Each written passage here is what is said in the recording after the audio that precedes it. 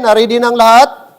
At wala na po tayong extracurricular na mga gagawin pa. Huwag na tayong mag-cellphone dito. Huwag tayong tawag dito, no? Magsalita o mag-usap. Higit lalo, iwasan po natin ang labas-pasok. Okay? Para po ay tuloy-tuloy mga kapatid. Okay, this time, tayo po tayong lahat and buksan natin ating mga Bible. In the book of Revelation, chapter 21.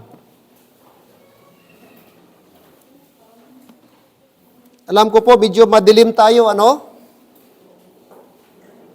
Pero kung may mga cellphone kayo, okay, kung pwede, sino dyan? Ninoy, no, pakisarado na lang yung gate. Kung wala namang dapat maglabas. Brother Marvin, pakiano yung sa taas, Brad, pakilock yung sa taas. Yung ano natin dyan, para confident tayo dito sa loob na ating mga anak na sa loob po. Chapter 21, Revelation, verses 1 to 6. At meron pa akong hiling mga kapatid, huwag po tayong mag-ingay kasi wala tayong mic. Pag nagsalita kayo, di nyo ako maririnig. At di nyo maintindihan ng message. Kaya kung pwede lang sana si pastor lang muna magsalita. Alright? Para kahit paano marinig po natin ang mensahe. Okay. Chapter 21, verse 1 to 6. Book of Revelation, chapter number 21, verses 1 to 6. Sabay-sabay po nating basahin ang 6 na verses. Okay? Ready? Read. And I saw a new heaven and a new earth. For the first heaven and the first earth were passed away, and there was no more sea. And I, John, saw the holy city, New Jerusalem, coming down from God out of heaven, prepared as a bride adorned for her husband. And I heard a great voice out of heaven saying, Behold, the tabernacle of God is with men, and he will dwell with them, and they shall be his people, and God himself shall be with them, and be their God. And God shall wipe away all tears from their eyes, and there shall be no more death, neither sorrow, nor crying, neither shall there be any more pain, for the former things are passed away. Behold, I make all things new. And he said unto me, Write, for these words are true and faithful. And he said unto me, It is done. I am Alpha and Omega, the beginning and the end. And I will give them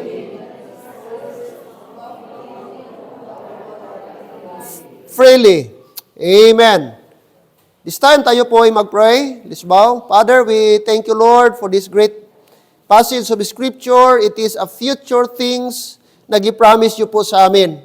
That one day, Lord, no more pain, no more death, no more sorrow, no more crying, Panginoon, because the former things are passed away. Salamat for that great promise, Lord. And we anticipate that one day, we will enjoy your Lord for all eternity in heaven together with you. This time, Lord, I pray, bless you, Lord, ang message, despite wala pong microphone, wala kaming sound system, but I hope gamitin niyo po yung servant as a mouthpiece to your people this morning. And may this message, Lord, maging comfort sa aming lahat and encouragement. Give me strength, Father God. This I pray in Jesus' name. Amen. And amen. Be seated. And thank you so much. Tears gone forever. Tears gone forever. All right, that's our message for today. Now, this morning, we're going to talk about, I think this is one of the most neglected subject, which is called eternity. Eternity. Why? Because most of our thoughts nowadays are centered on temporal things. People are more on things on this earth rather than things on the eternity. We focus on temporal things rather than eternal things. Oh, yun po ang nature sa tao. But our time here, mga kapatid, here on earth is short and eternity is long. That's why, okay, we need to realize na bilang mga anak ng Diyos, we need to anticipate the bright eternity, the other side of this life. Now, take note, heaven is for the saved. Heaven is ahead for the saved. Heaven is far better. Amen? Far better than material things. Far better than houses and money in this world. No one and nothing can compare the things in heaven. Amen?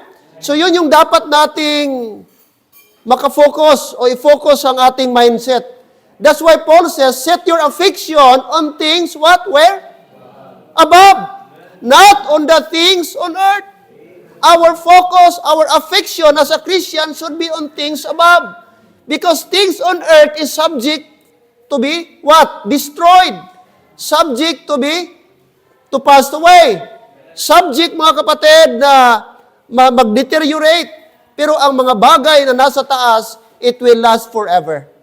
That's why we are told, set your affection on things above. Now, there are a few things I would like to share with you today. Why tears gone forever?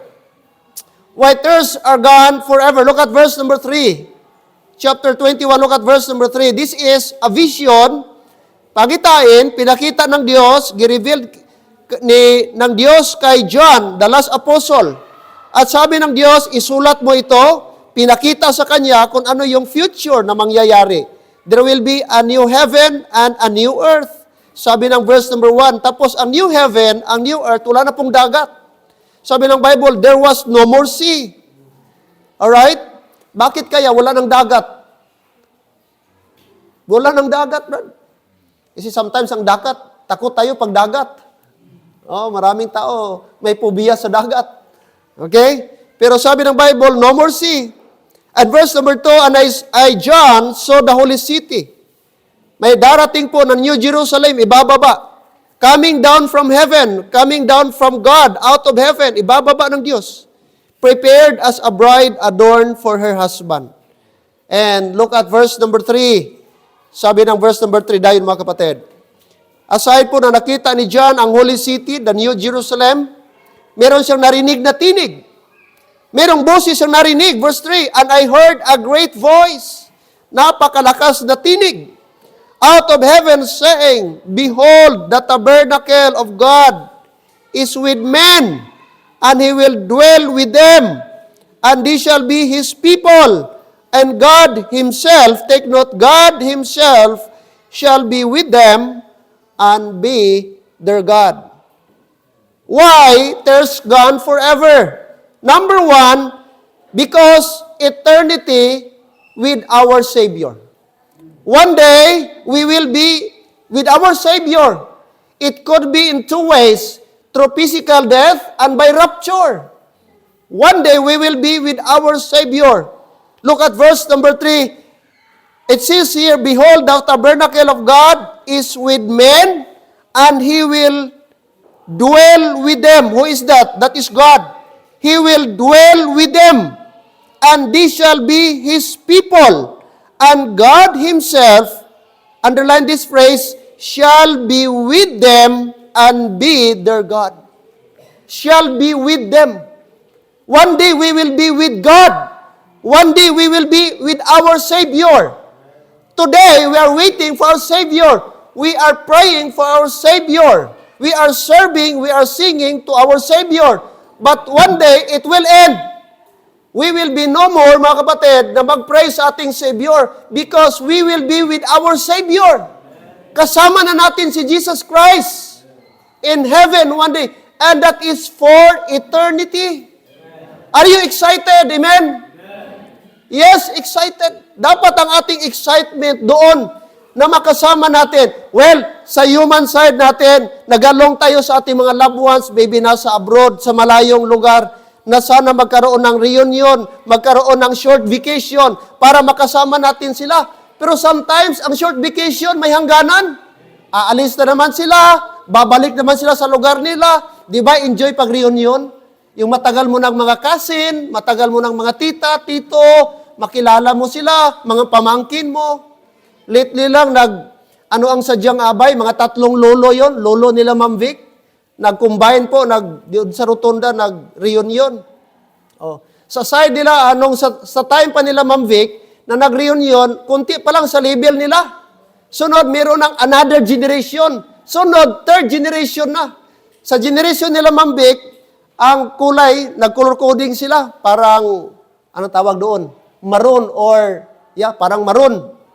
Ang next generation, okay, ang mga anak, kalimutan ko yung kulay. Okay, parang yellow. Ang third generation, green. So makita mo yun, pinakita na first reunion, 10 years ago, parang unang reunion, ganito pa lang. Tapos, second reunion, 5 years ago, ang mga bata nung una, may mga bata na. Hangtod, may mga apo na. Di mo na makilala. Kaya sometimes, importante din po yung reunion kasi para magkakilala. Kaya di mo alam, naging migo-miga na nila, parinti pala nila. Kaya di nila alam na marintihan na gali. Kasi iba ng apelido. Ang nanay, naka-apelido ng iba. Second cousin lang gali. Third cousin lang. Ganun ba? Kaya minsan atindi kayo pag may reunion. Bahala taghugas lang sa pinggan Daway kagit sa ibanhaw. Kasi sabi nga nila, pag mayaman daw doon, mga VIP, ang mga parente daw kapigado, dito sa kusina. Busy ka preparar ka pagkaon, ang ibang panadtad kalitson, ang ibang dito, prepare sang, di naman lahat siguro. Okay? My point is, mga kapatid, kahit ano kasaya ngayon, pero may hangganan. Pwedeng maghiwalay, pwedeng mawala. Alright? Pero salamat, ang pangako ng Diyos, these shall be with them. He shall be with them. Sabi ng verse number 3, God is with men, and He will dwell with them, and these shall be His people, and God Himself, take note, the word, God Himself shall be with them, and He their God. Hindi lang po ang kasama natin ang mga angel, but mismo ang Diyos. Now, di ba kayo one day, di ba kayo nagtanong na, ano kayang hitsura ni God, no? Ano kayang hitsura God the Father? Ano kayang hitsura ni Jesus Christ? Yun kaya yung hitsura sa mga kalendar nilalagay? Na mahaba ang buhok, buranguson? Yun ba talaga? By the way, mga kapatid, wala namang picture sa time ni Jesus Christ, wala namang kamera. Paano nila nalaman na yun yung hitsura? So, purely imagination ng tao yan. Na hindi talaga gano'n ang hitsura. Pero one thing for sure, mga kapatid, may hitsura. Although God is Spirit, pero makita natin, sabi ng song, face to face with my Savior. Makita natin face to face. So yan minsan, habang nag-meditate ako habang minsan nag-iisa, gina-imagine ko, ano kaya? Ano bang hitsura talaga? Anong exact hitsura ng Diyos? But one day, mga kapatid, makita natin. Siguro marami tayong napasil yung mind natin. But sabi ng Diyos, one day, we will be with our Savior for all eternity. No need na tayo, mga kapatid, mag-memorize ng verse. No need na tayo mag-pray. Ang only thing gawin natin sa heaven is singing and singing. Because singing activity is non-stop, mga kapatid. And even angels, that's their main job to sing praises to God. Kaya pag tamad ka mag-awit ngayon, mga kapatid, di ka mag-enjoy sa langit, maboard ka. Kaya ang singing para sa mga Kristiyanong excited at mahilig mag-awit para sa Diyos. Kaya make sure, dapat ngayon mag-practice ka. Pastor, yabag, sige lang. Importante, kusog. Hello, amen? Let's make it a habit. I'm so glad kay Clint na kahit di siya marunong magbasa, pero sa lagi nating pag-aawit dito, na-adapt niya. Minsan, trabaho siya doon, laro-laro siya, magkuha siyang tools ko, magpuk-puk-puk-puk, twirling on. Tingnan mo. So, diyan pa lang mga kapatid, makita mo na dapat tayo ganun. No? Excited tayo umawit sa Panginoon. We will be with our Savior. Eternity with our Savior. He will dwell with them. Faith in Christ begins a wonderful walk with God. Their walk with the Lord continues in heaven. He will dwell with them. They shall be His people. And God Himself shall be with them.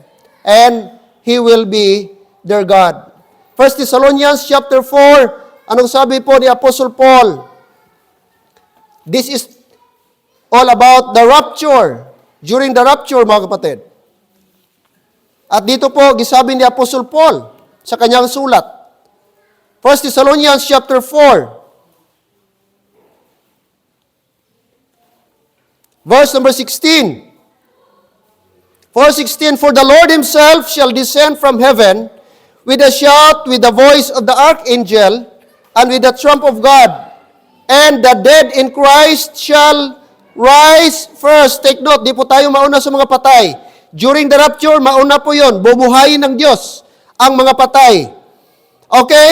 Verse 17, Then we which are alive and remain, tayo po yon, na mga ligtas, alive and remain shall be caught up together with them in the clouds, kasama ang mga patay, together with them in the clouds, to meet the Lord in the air, sasalubong sa Diyos, and so shall we ever be. Notice the word, with the Lord. So shall we ever be with the Lord. Sino kasama natin sa clouds? It's the Lord. Not just angels, but with the Lord. The Lord Himself. Siya yung bababa doon sa alapaap at sasalubong po sa atin, mga kapatid. What an exciting moment. What a blessed day. A blessed moment for all the saved believers, mga kapatid. Amen. That is what we're waiting for, mga kapatid, the blessed coming of the Lord Jesus Christ, our Lord and Savior. So, eternity with our Savior. Makasama natin doon ang mga old saints. Makasama natin sila Moses, sila Adam, okay? Ang mga apostles, ang mga prophets. Wow, what a blessing, mga kapatid. That, imagine mo, 1,000 years ago, ang gap nila sa atin, but ang ating makikita, ang ating nababasa na buhay nila, one day makita na natin in person. Ano bang itsura ni Abraham? Ano bang itsura ni David? Anong itsura ni Solomon, si Samson? Solomon, bakit ganun 1,000 ang babae mo sa mundo? How come naging 1,000? Ano bang birtud mo? Ano bang... Amen? Oh? Mga kapatid, what an exciting moment. Eternity with our Savior. That's why make sure na saved ka today. Because hindi mo makatid, hindi mo ito ma-enjoy pag hindi ka saved. Para lang sa mga saved ito. No? Saved. Number 2, not only tears gone forever because eternity with our Savior. Number 2, mga kapatid, eternity without tears. Eternity without tears. Look at verse number 4. Let's go back to our text. Doon po sa Revelation. Revelation, balik tayo doon.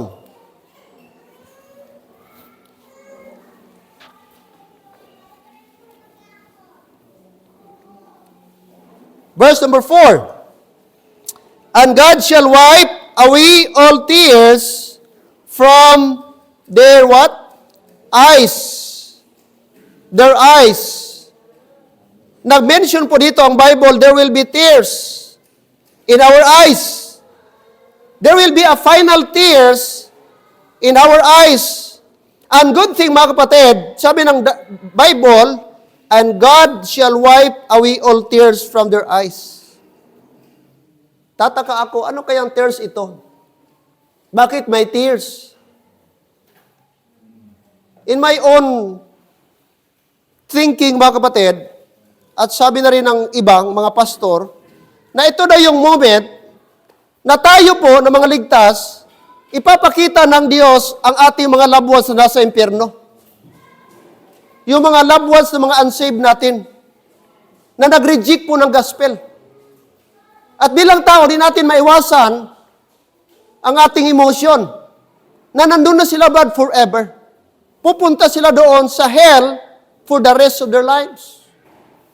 Sabi pa nga, the most expensive liquid in the whole world is walang iba, tears. Bakit? 1% liquid, 99% emotion. Ganon katindi ang luha. At mga kapatid, bilang tao, marami tayong instances na lumuha tayo. I don't care kung lalaki ka, Brad. Sabi nila, malambot ka pag lumuluha ka. Lalaki ka na 50-50 pag lumuha. Mali. It doesn't mean, mga kapatid, na pag lalaki ka, lumuha ka na, sabihin na kaagad na may pagkaganon ka. Kaya kahit napaka-astig pa na tao, mga kapatid, when it comes to emotion, kahit na-design tayo na may emotion, talagang there are times na talaga naluluha tayo. But praise God, sabi ng Diyos, time will come, not only we will be with our Savior, but God also promised that one day, in heaven, no more tears. Tears of frustration, tears of disappointments, tears of pains and hurts. How many times naka-experience tayo? Heart feelings, disappointments sa life natin. Amen. Pakitaas daw ng kamay, sino dito never ka naka-try mag-iyak? Sa buong buhay mo. Tanungin kita, anong kuan mo? Anong sikreto mo? Don't you know, paglabas mo pa lang sa mundo, nag-iyak ka na? What's the first word? Ang bata bago makakreate ng word, mga kapatid, because crying is a sign of life. Kaya nga, pag yung anak, pinapalo yan, ginaganon yan, kasi gusto ng doktor na ma-voice out niya, na dapat normal ang bata, na dapat paglabas ka agad sa sinapupunan ng nanay, paiyakin siya. Because that's a sign of life at normal ang bata na umiyak. Kaya dito, bago ka, nagkaroon ng maraming problema, paglabas mo pa lang, problema na. Kasi gipalo ka na. Pinaiyak ka na. So, ibig sabihin, ang point dan, dito sa mundo, namumuhay tayo na may kalungkutan. Na-design tayo na may mga frustrations in life. May mga disappointment tayo, may mga bagay tayong i-expect pero hindi na materialize. May mga damdamin tayong nasasaktan. At normal po yan na magresulta ng tears. I do not know kung anong tears naranasan mo sa buhay mo. I do not, mga kapatid, know kung anong luha na galing sa mata mo, kung ano ang cause, but one thing is common, na talagang may times, mga kapatid, na na-experience natin ng pain. The disappointments and hurts of childhood. The shattered dreams of the working years. The loneliness and pain of old age. Di ba? Isa sa mga malungkot na part sa buhay mo, yung na mga kapatid, hindi naman lahat yung old age. Lalo na pag wala na yung husband mo, wala na yung wife mo. Yung ma-feel mo yung emptiness na wala na. Kaya nga i-pray natin, Sister Lailani, kaya mahirap yung pinagdadaanan niya ngayon. Okay? Mga kapatid, hindi po biro. That's why, na tayo po, and in fact, maybe ang iba sa inyo, for the past few weeks, maybe ang iba sa inyo, lumuha din. Ako, gipigilan ko lang mga kapatid. Pero, although that is politically motivated or political issue, but bilang tao na senior na, tratuhin ng ganon, para i-consider mo, lulo mo yun, parang masakit din sa part. Na ganoon, na parang nabaliwala ang kanyang hirap at sakripisyo. Yung ating dating presidente. Kaya di mo maiwasan mga tao makaiyak. Kasi, nakita mo naman yung gigawa niya. Tapos tratuhin siya, hihilain ko yan. Hindi man lang siya gipauwi sa Davao, galing siya sa ilang days sa Hong Kong. Nakita man lang niya ang kanyang apo. Nakita man lang niya ang kanyang pamilya o kanyang bahay doon. Pero anong ginawa sa mga taong masabi nating walang pakialam na personalan ang dating? No? And very sad kasi kayong 28th birthday niya. Mag-birthday ka sa ibang bansa. And bilang senior, I believe, bilang mga lulubad, walang greatest joy kundi malaro ang mga apo. Ako, wala pa mga akong apo. Pero sa anak ko na lang, how much small ang lolo? Yun na yung treasure nila. Yun na yung kayamanan nila. Yun na yung nagbibigay ng joy sa kanila. Hindi na material na bagay, hindi na masasarap na pagkain. Ang kaligayahan, ang nagbibigay sa iyo sa isang lulo, makita ang kanilang apo, makalaro ang kanilang mga apo. Pero itong lahat na ito nawala, na-deprive sa kanya ngayon. And I believe isa yung nag-contribute ng kanyang kahinaan ng kanyang katawan. Hindi maiwasan ng mga tao na mag-rally. At during the rally, di maiwasan, tumulo ang luha. Kasi bilang isang senior. Huwag na lang natin sabihin, i-disregard na lang natin politiko siya. I-disregard natin na presidente siya dati. Ang atin dito, senior citizen na lang. Na even, ipa-hospital sana siya. Kasi diabetic, mataas ang kanyang insulin level, sugar level, mataas ang kanyang level. Doon pa lang sa Villamor, gideprive sa kanya.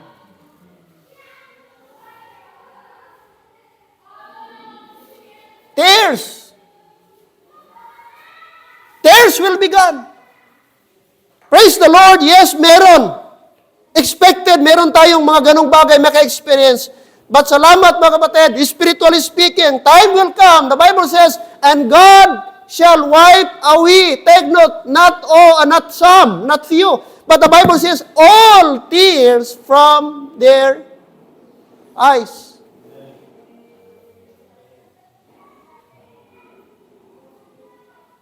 What's the reason? Bakit may tears? Look at verse number 4 again. And God shall wipe away all tears from their eyes, and there shall be no more, what? What's the cause of tears? Number 1, because of death. Sino ditong natuwa? Namatayan, natuwa? Wala man siguro. Of course, kahit Christian tayo mga kapatid, of course, nandun pa rin yung human nature natin. Although alam natin, on the other side, sa langit na yun, pag-save siya.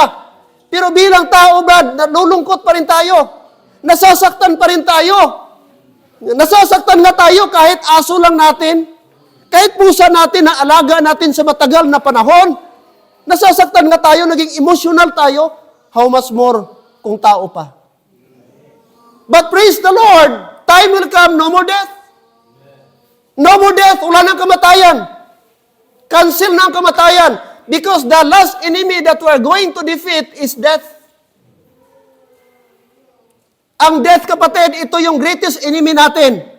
Wala pang tao, wala pang, kapatid, technology na makaprevent ng death. But only the Lord. No more death.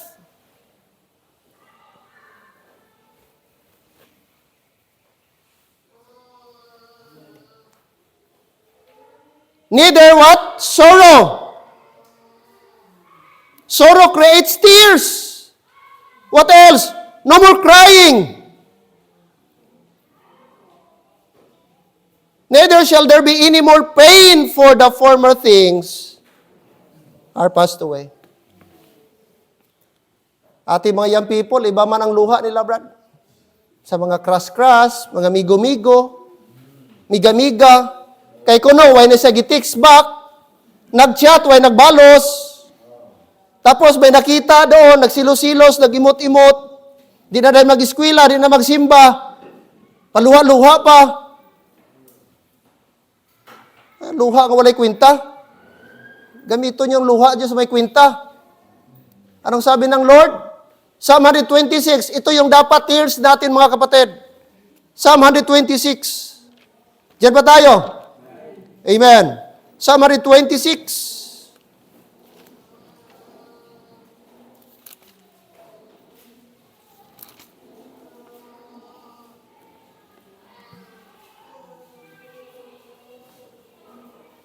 Verse number 4. Psalm 126. Verse number 5 and 6. They that sow in tears shall reap in joy. He that goeth forth and weepeth, bearing precious seed, shall doubtless come again with rejoicing, bringing his sheaves with him.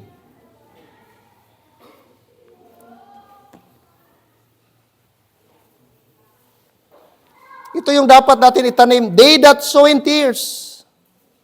Kailan ka umiyak dahil sa loved ones mo na hindi pa saved? Sino yung taong iniyakan mo na gusto mong masave? Dapat doon tayo mga kapatid. Doon ang ating emotion. Alright? Eternity without tears. Jesus was a man of sorrow. The loneliness and pain. Weeping on the grave of Lazarus. Weeping over Jerusalem. But one day God will wipe away all tears. And there will be no more crying and no more sorrow. Praise God for that. Amen? I hope that day, mga kapatid, would come na hindi na po tayo kailangan pang umiyak. At hindi na po tayo makaiyak pa. Because, mga kapatid, kinuha na po ng Diyos ang pinaka-root po ng problema natin. Yes, ang ating spiritual, nawala na po. Pero dito sa mundo, di pa rin maiwasan, may mga tears pa rin tayo. But praise the Lord, one of these days, eternity, our tears will be gone forever. Amen? Praise God for that. Number one, eternity without Savior. Second, eternity without tears. And third, eternity without separation. Look at verse number 4 again. All right. Look at verse number 4. Revelation 21. Malapit na po tayo. Verse number 4, and God shall wipe away all tears from their eyes, and there shall be no more death. No more death. There will be no more death. Don't you know? Death brings separation. Amen? Death brings separation. Because of death, mga kapatid, mahihiwalay tayo. Spiritually speaking, ang ating kaluluwa mahihiwalay sa Diyos kapag tayo po ay hindi saved. Anong sabi po ni Apostle Paul sa mga Ephesian believers? Their former state, their spiritual condition prior to their salvation.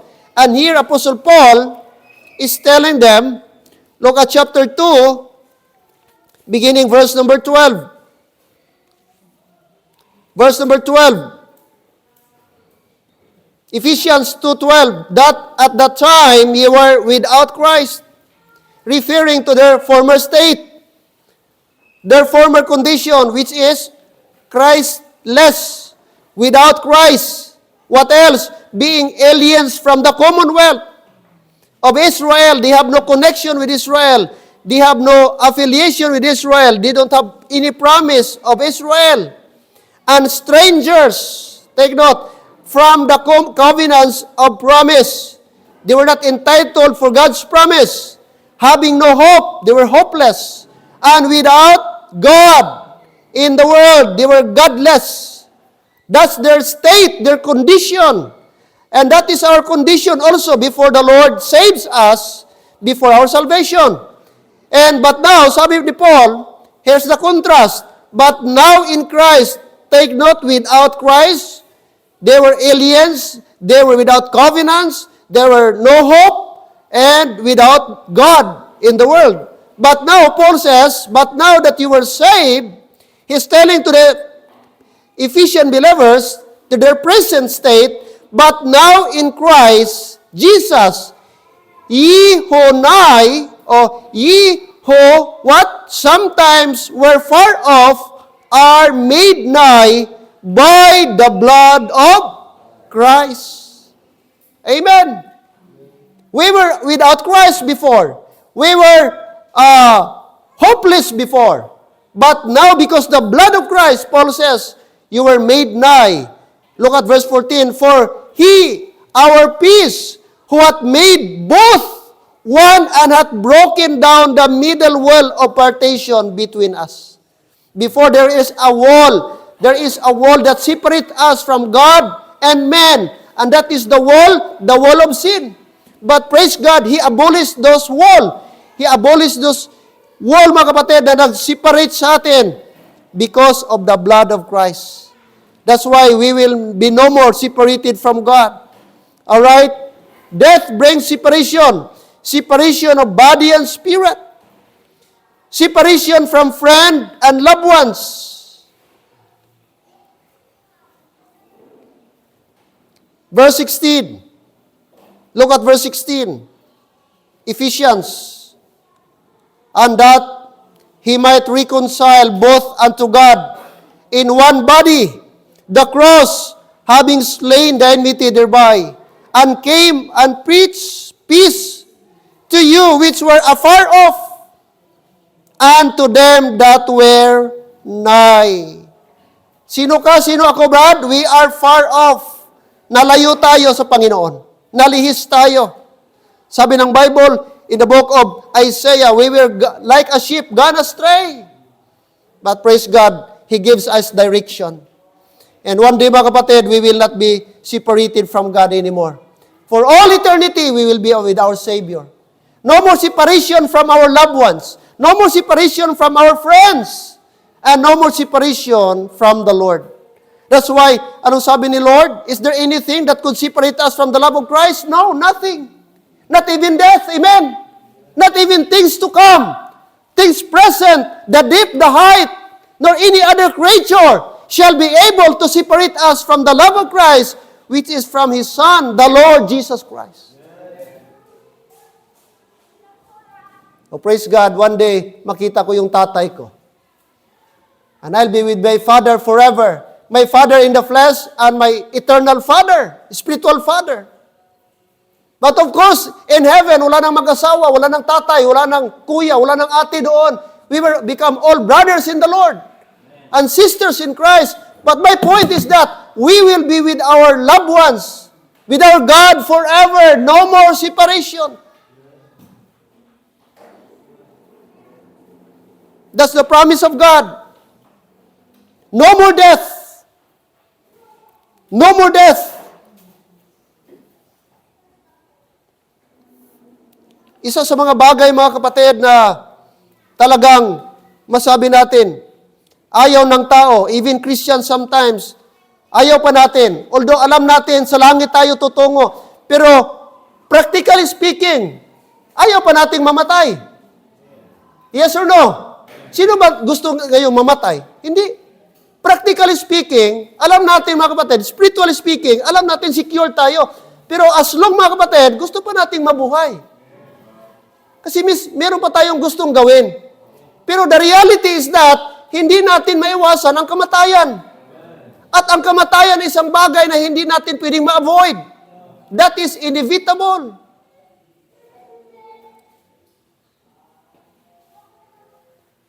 Ito yung nagbibigay ng separation sa tao. Separated.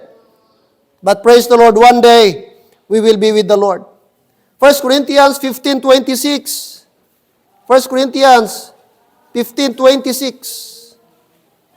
Before the final point, mga kapatid. 15.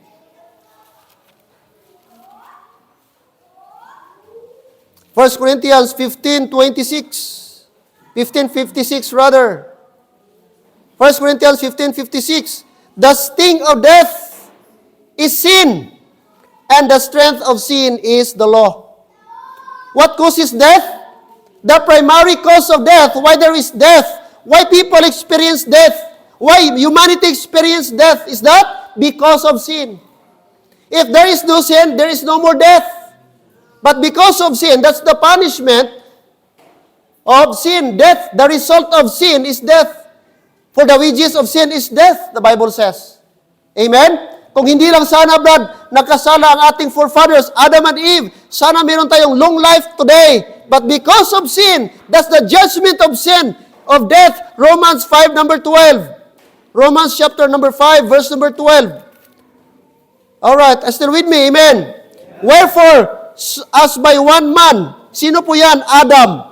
Wherefore, as by one man sin entered into the world, and death by sin, take note, and so death passed upon all men, for that all have sinned. Ang kamatayan parang virus, parang COVID, lumaganap, nag-spread out, dumating dahil sa isang tao. Dahil sa isang tao nagkaroon ng kasalanan, and because sa kanyang kasalanan, ay lumaganap ang kamatayan. But praise the Lord, there is another one man, na dahil sa kanyang kamatayan, nagkaroon tayo ng buhay. And that is the death of Christ. There is another death, the good news sa atin. the death of Jesus Christ. Amen. Praise God for that. Mga kapatid,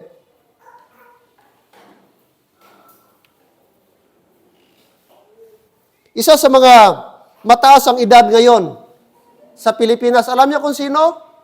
Juan Ponce Enrile. Ilang taon siya ngayon? 100 years. Diyan pa tayo? Naglingkod siya ba sa tatay na Marcos? Naabutan niya, another president, anak na ni Marcos Sr., ang junior naman. Pinanganak February 14, 1925. Last February 14, nag-100 years. Pero tingnan nyo, kung napansin nyo ba, wala pagkatungkod si Enrile. Grabe kapag binansagan siyang the immortal. Imagine mo na, ilang presidente na, Tatay Marcos, Core, Fidel Ramos, si Irap, si Arroyo, si Aquino, si Duterte, ngayon si Junior Marcos, 100 years. Legal counsel ni Bongbong Marcos Jr. ngayon. Legal counsel. Gusto kong puntahan ba, magpakiskisan ako ng kuko? Anong sikreto ni Ponce Enrile man?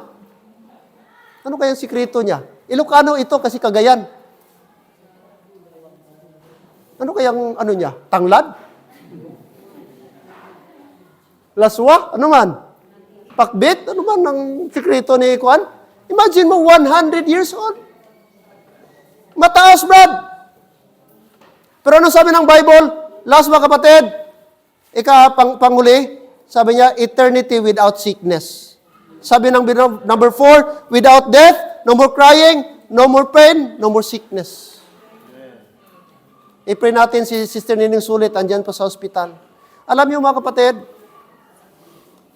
isa sa mga bagay na nagpapababa sa atin, at isang bagay mga kapatid na sometimes ang ating ipon sana para pa sana sa ating pamilya. Pero minsan, nawawala kahit ano tayo kaipon mga kapatid dahil sa sakit. Isa na nagpapabigat sa humankind, sa mankind ng tao, sa buhay ng tao, ang sakit. Ito yung sakit. Di ba? Like sa anak niya, imagine mo ang kanilang bill, minus na. Ngayon, standing balance nila, 1.4 million. Malaking pira na yan, 1.4. Ibayad mo lang sa hospital. Whereas kung sa personal mo, o mawala ka man sa mundo, pwede mo na itong Pero dahil sa sakit, mga kapatid. Ito yung pinakamalaking, masabi natin, kalaban din natin, ang sakit. Kalaban ng tao. Pero sometimes, mga kapatid, I tell you before I close, sometimes ang sakit din minsan, cause din sa ating mga pag-uugali. May mga bagay sana na pwedeng maiwasan natin na hindi tayo magkasakit. Pero sometimes, di tayo careful.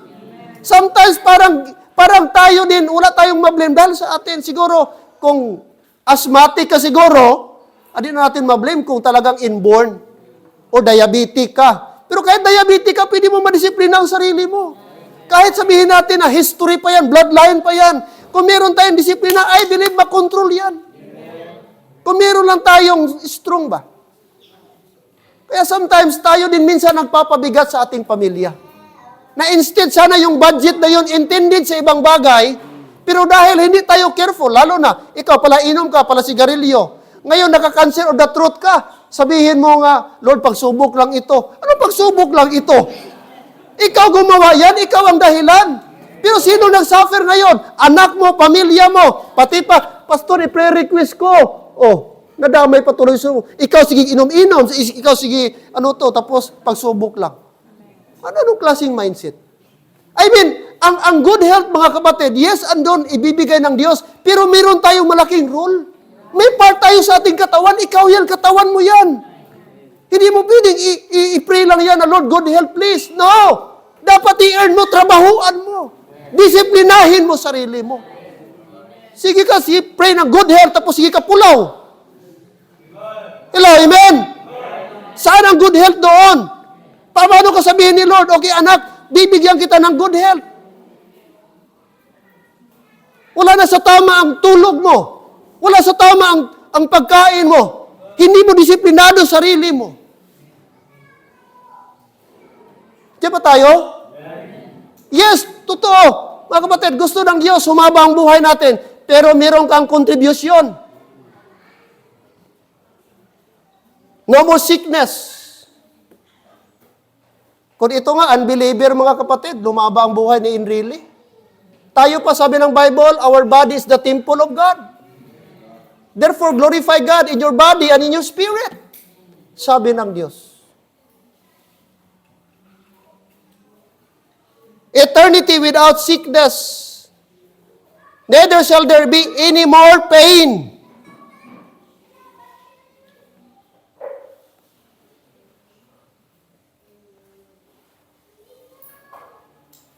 Physical infirmities are always with us.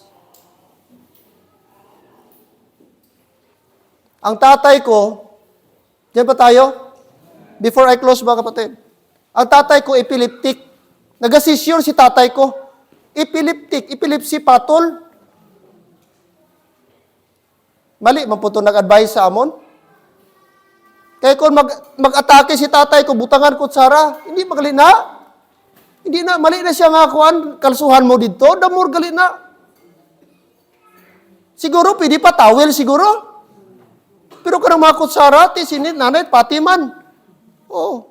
Ti, kundi ang unto ni tatay ko, yung hipi niya, bago namatay, parang si Bugs Bunny, dalawa na lang dito. Tapos taliwis, nagtaliwis na. Ngayon, yung matulis na, pag magkain siya, natanggal na yung iba, magdiritso sa gum. Gableed ang kanyang gum. Naga-bleeding. So, di na siya masyadong makausap hanggang nagniwang, hanggang yun ang ano. So, kung may patulong pala, hindi pwede ipatayo lang o ipaupo, lagyan ng ano. Huwag yung mga hard object ilagay doon. Naawa ako sa tatay ko. There was a time na pag inatake siya 3 times, 4 times sa isang gabi kasi magtiskig. O ganun siya, tapos gabula, gatirik. Tapos gaganong gapangisay siya. Kasi ang tatay ko sakit niya, cystomiasis. I don't know kung naka-familiar, cysto. Parang bakterya galing sa mga sapa. Agusan, marami yan. Sa amin, common sa Bukidnon. Dalawa kasi yan mangyari. O, mamaya na yan, ano. Una, Brad, pag magkasisto ang isang tao, magyiluwis. Parang nahipa. Tapos lalaki ang tiyan. Mga lalaki, puro buntis. Mga dalagkot yan, payat, galagmay bukton, pero butod. Lain tingnan. Yan ang unang epekto pag may sisto. Pangalawa, pag hindi ka na ganon, aakyat, I don't know kung bakterya ba yan o kagaw o anong tawag doon, pupunta sa brain, mag-cause ng seizure. Epilepsy. Yun nangyari sa tatay ko. Di siya naghabok, di nagiluwis, pero pumunta sa brain. Tapos, ang pagkain, ang sisirain ng sisto, yung mga soft tissues, spleen mo, at liver mo, at lungs mo, doon siya mag-itlog, 1,000. Ang sisto pala, may lifespan, 60 days. Pero pag 60 days, mapatay yung adult, magbata naman, another 1,000 na naman. Mapatay 60 days, magbata naman 1,000. Kaya, mabalda ang iyong liver at spleen hanggang mapatay ka. Ganun katindi. Tatay ko, 35 years ang patol niya. Maliit pa ako, elementary pa kami, mga kapatid, hanggang nagpastor na lang ako. Namatay si tatay ko 2006. Dala niya ang kanyang, baon-baon niya ang kanyang sakit. Nakarating na Paluliti, kami nagsabi, Mrs. Dulay, punta ka doon, may expert sa patol, gamutin nila ang aming kalaking turo na kalabaw, gibenta lang si Timel, gipliti sa barko papuntang Paluliti. Pag dating gali doon, gitandok-tandok lang. Ilagyan ng saksyon, gikuritan, gisaksyon. Sabi, Mrs. Dulay, pwede ka nang umuwi sa inyo sa Bukidnon, Mindanao, gagaling na. After 2 weeks, gipatol uli si tatay ko. Mga kapatid, walang epekto. Ang dami na naming pinuntahan. Kasi minsan mahirap gamutin ang patol. Isa sa mga sakit na pag mag-seizure ka, lalo na yung sisto, mahirap gamutin. Sickness.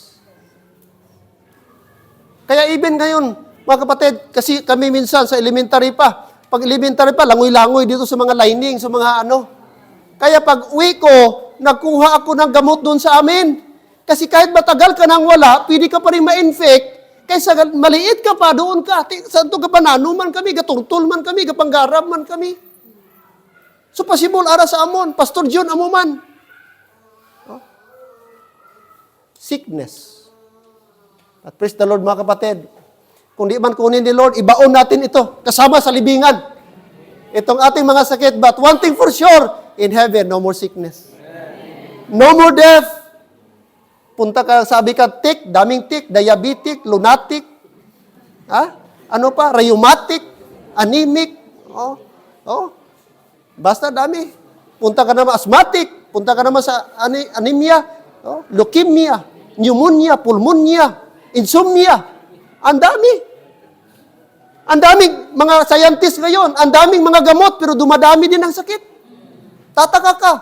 Cancer, ang daming cancer, breast cancer. Meron pa sa babae, cervical cancer. May nabisitahan ako, Super Village. Sa Maranyon pa ang simbahan. Pag maggalom-galom, ugayaw siya, ganun. Gusto niya tusukin. Kay grabe, cervical cancer. Dating entertainer sa Japan. Grabe. Pinakita ang picture, mga kapatid. Magandang babae.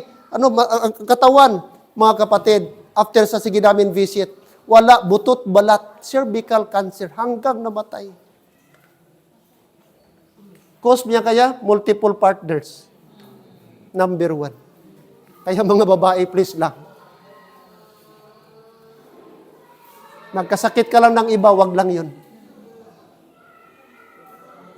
No more sickness.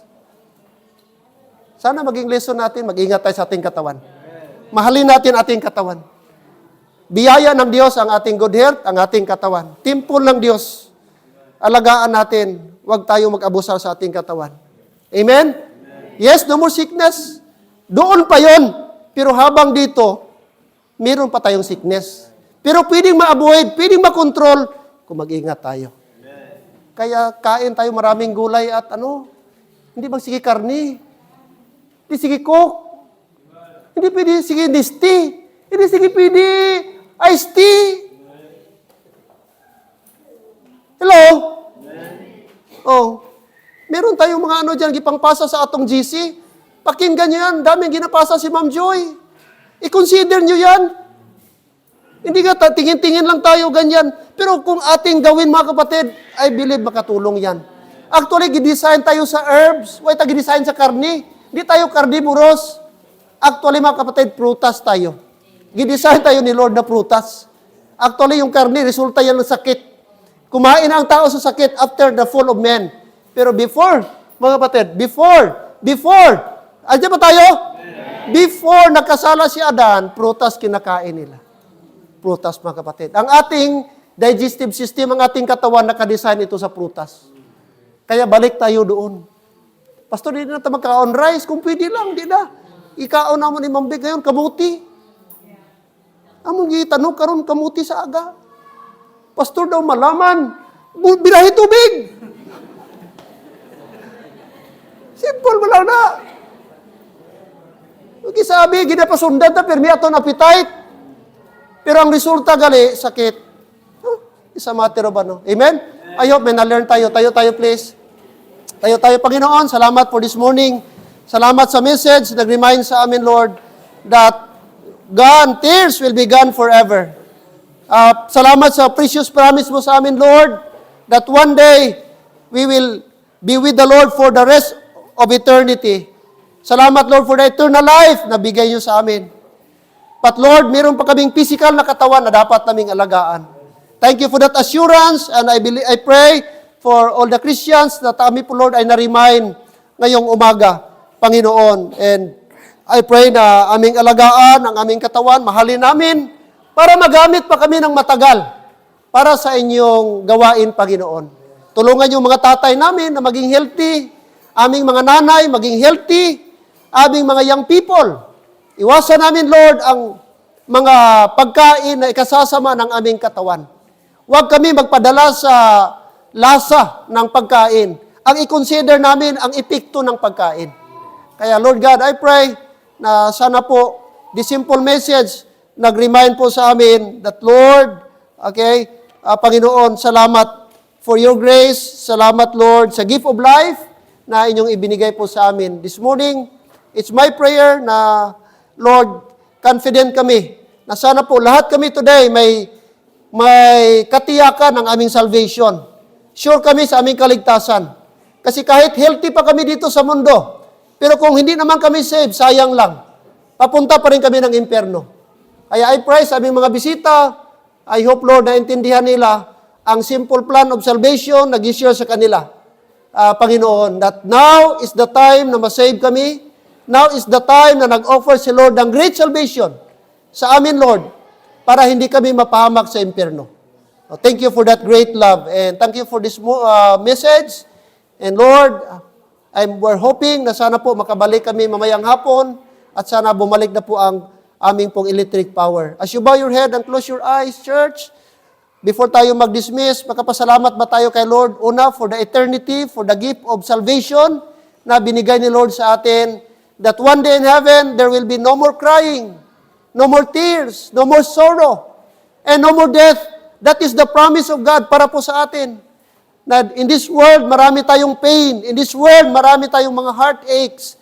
But thank God, one day in heaven, He promised that we will experience a pure joy, eternal joy, together with God, the old saints, together with the Godhead, and of course, Lord, salamat po for that blessed hope. This morning, I pray, Lord, na dapat marunong din po kami magpasalamat sa good health namin. Aming alagaan ang aming katawan, ingatan ang aming katawan para magamit pa para sa Panginoon. I pray, Lord God, na amin itong i-consider na gift para po sa amin. Before we go on, Lord, or before we dismiss, I hope and pray kami po ay willing magpasalamat sa inyo. Can you come, members, kahit brown out, can you come, pasalamat tayo.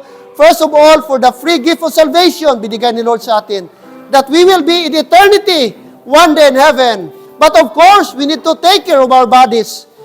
We need to take care the gift of life na binigay ni Lord sa atin. Can you come at ma-appreciate mo ba ang blessing ng Panginoon sa buhay mo? Masabi mo ba, Panginoon, please Lord, ang aking katawan, magamit pa ito. Ang aking good health, mamintin ko para Lord, magamit pa ako sa inyong gawain. Paano ka pa magamit ni Lord kung sickly ka na? Paano ka pa mapuslan ng Lord kung sickly ka na? Ano pang pulos? Kapatid, habang ngayon, i-pray natin sa Panginoon, hingiin natin sa Diyos na sana mamahalin natin, alagaan natin ang ating mga katawan. Iwasan natin mga bagay, makapapahamak po sa ating katawan. Amen? Praise the Lord.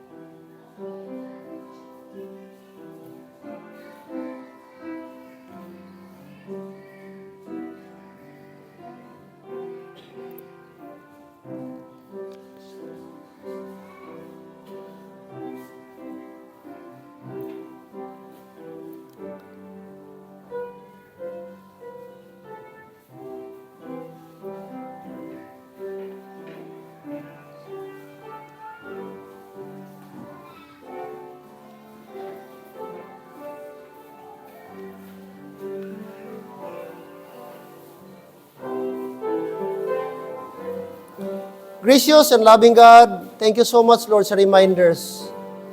Salamat, Lord, through the message, ma-appreciate namin, Lord, ang ginawa niyo sa amin. Lalo na, Lord, for this eternal life.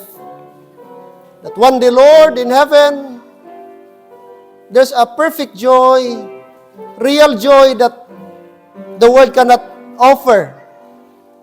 This world, Lord, Satan has many things to offer, but that is not real joy. At this morning, salamat po sa promise that one day there shall be no more tears, no more death, no more crying, no more pain, no more sorrow naming ma-experience. Because we will be forever with the Lord. There will be a perfect happiness together with the Lord. And thank you, Lord, for that gracious day, grandiose day, Lord, na abi pong i-anticipate. Thank you for the members, the Christians who came forward. They knelt before you, Lord. I pray for them. Bless them. Help them. Whatever things, Lord, gi-request nila. Whatever things, gi-pray nila ngayon sa iyong altar, Panginoon. Please grant their request, Lord. Grant their desire. Grant their prayers, O God. Sana, Panginoon, ma-experience pa namin ang long life at magamit pa kami totally para po sa inyong glory and honor. Thank you for this morning. Thank you, Lord, na hindi hadlang, na brown out, na hindi kami magpatuloy. Salamat ang various couple, nakahabol, Panginoon, Sister Rachel, Brother Jubin. We pray, Lord, sana po maka-church mamayang hapon, Brother Ariel, at iba pang mga members namin. Sana, Panginoon, ang message babaon namin sa aming pag-uwi ngayon. Marami pong salamat. All glory, thanksgiving and honor, aming ibabalik sa iyo, Panginoon. In Christ's name I pray. Amen and Amen.